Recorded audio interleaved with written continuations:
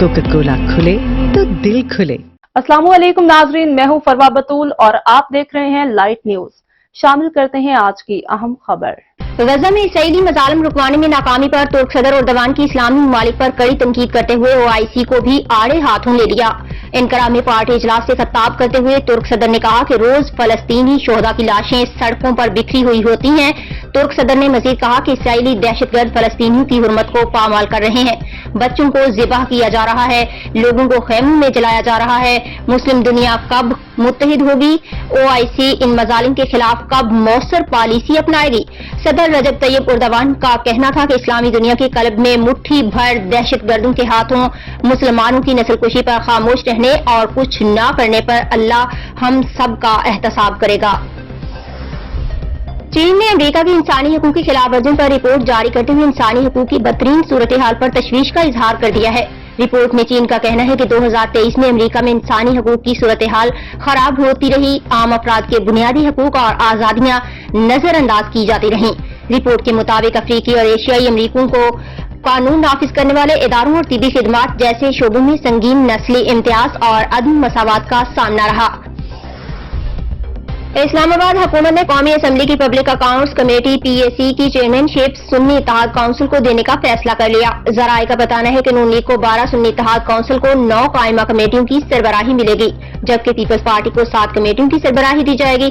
जमीयत उलमा इस्लाम JUI को 1 कायमा committee की सरबराही मिलेगी। मुत्तहिदा कौमी मूवमेंट MQM को 2, काफ लीग और BAP को 1 कायमा कमेटी की सरबराही दी जाएगी। सुन्नी इत्तेहाद काउंसिल ने शेख वकास अकरम को चेयरमैन PAC के लिए नामजद कर रखा है। इससे कबल जराये का बताना था कि PAC में हुकूमत के 16 और अपोजिशन बाशमूल सुन्नी इत्तेहाद काउंसिल के 8 अरकान होने का इम्कान है। वोटिंग होने की सूरत में हुकूमत रोकन बाआसानी चेयरमैन PAC बन सकता है। पाकपतन में 118 मिलियन की लागत से तामीर होने वाली नई गल्ला मंडी के ताजू में 185 दुकानों की अलाटमेंट के कागजात तकसीम कर दिए गए। रिपोर्ट कर रहे हैं मोहम्मद इमरान। पाकपतन में 118 मिलियन की लागत से 30 एकड़ पर नई गल्ला मंडी की तामीर का आगाज हो गया।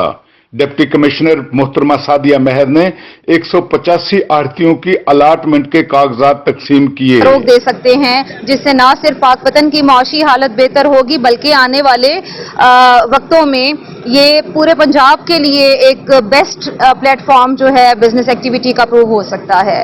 तो उस चीज़ को मद्देनजर रखते हुए जनवरी में इसके रुके हुए काम को हमने स्टार्ट करवाया, इसका हमने इफ्तिताह किया और आज मुझे बेहद खुशी है कि हमने तकरीबन कोई 186 शॉप की अलॉटमेंट जो है वो हमने अलॉटमेंट ऑर्डर्स उनकी कुरानदाजी के बाद, उनकी अक्सात की पेमेंट के बाद हमने उनको आज हैंड ओवर किए हैं।